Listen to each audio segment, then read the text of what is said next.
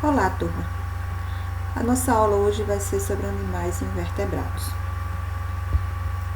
Turma, de cada 100 espécies de animais conhecidas, mais de 95 são invertebrados. Ou seja, que são invertebrados? São aqueles animais de corpo mole que não possuem coluna vertebral. E o nosso primeiro, que a gente vai falar aqui, além de tudo, nós temos, voltando só um pouquinho aqui, no reino animal nós temos os invertebrados e nós temos os vertebrados, certo? Dos invertebrados nós vamos ter os poríferos, tá?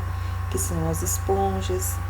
Nós vamos ter os quinidários, que são as anêmonas do mar, os platelmintos, né, que quer dizer a palavra verme, os nematelmintos, anelídeos, os artrópodes, moluscos e os equinodermos, que a gente vai ver mais posteriormente, mais para frente. E nós temos os vertebrados, ou seja, aquele que possui a coluna vertebral. Os peixes, anfíbios, répteis, tá? Sim, répteis possuem coluna vertebral. Aves e mamíferos. Na classificação dos animais, nós temos o filo, e cada filo nós vamos ter um exemplo que eu vou dizer para vocês. Os poríferos, nós temos as esponjas do mar, certo? Os selenterados, nós temos os corais e as águas vivas. Os platelmintos, as planárias, os esquistossomos. Nematelmintos, as lombrigas e o ancilostomo.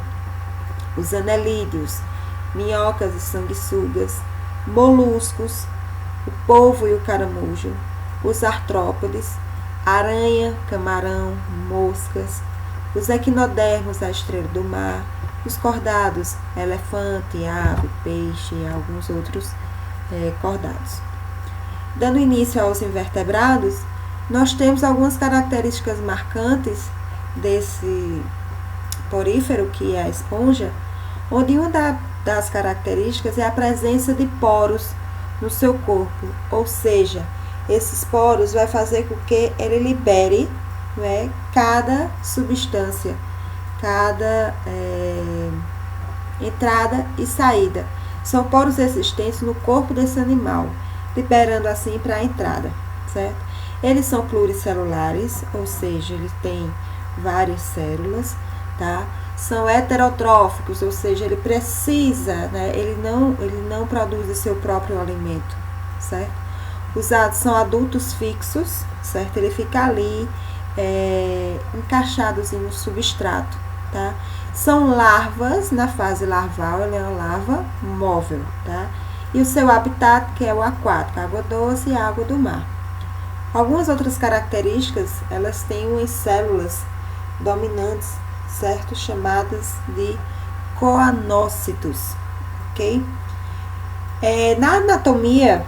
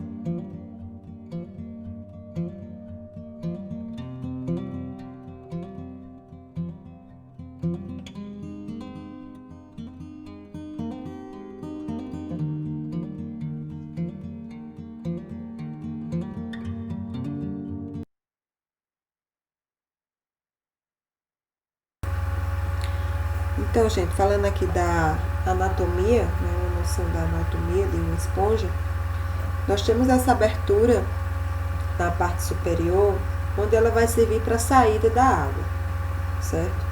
Se fizéssemos um corte na esponja, a gente ia observar as células de revestimento, onde cada parede dessa célula você vai ter o flagelo, que é a célula onde tem a estrutura que vai se movimentar e vai impulsionar a saída, a água, de cima para baixo, a saída, a movimentação dessa água, certo? Existem esses poros, onde eu falei no slide anterior. Esses poros eles vão servir para a entrada dessa água, ok?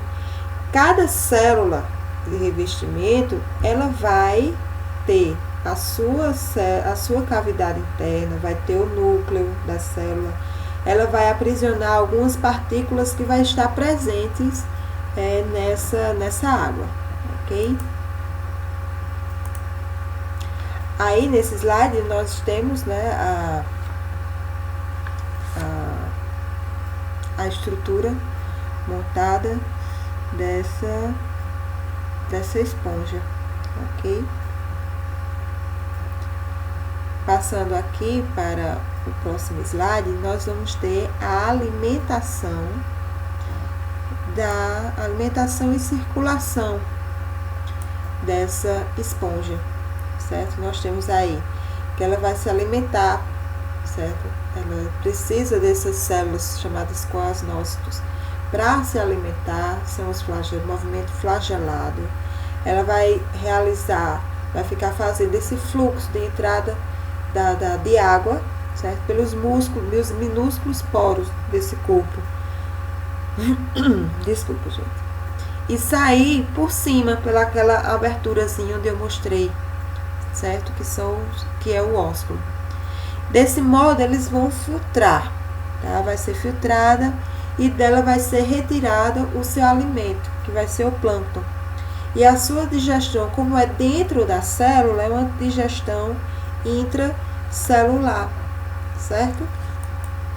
Nós temos a reprodução da esponja, que no caso a reprodução dos poríferos, que ela tanto pode ser por regeneração, ou seja, ela se regenera, certo?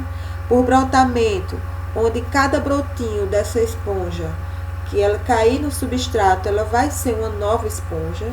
E nós vamos ter por gemulação, que vai ser a retirada de algumas gêmulas para a sua fecundação, que no caso é a sexuada, não precisa, né, do outro gameta, ok?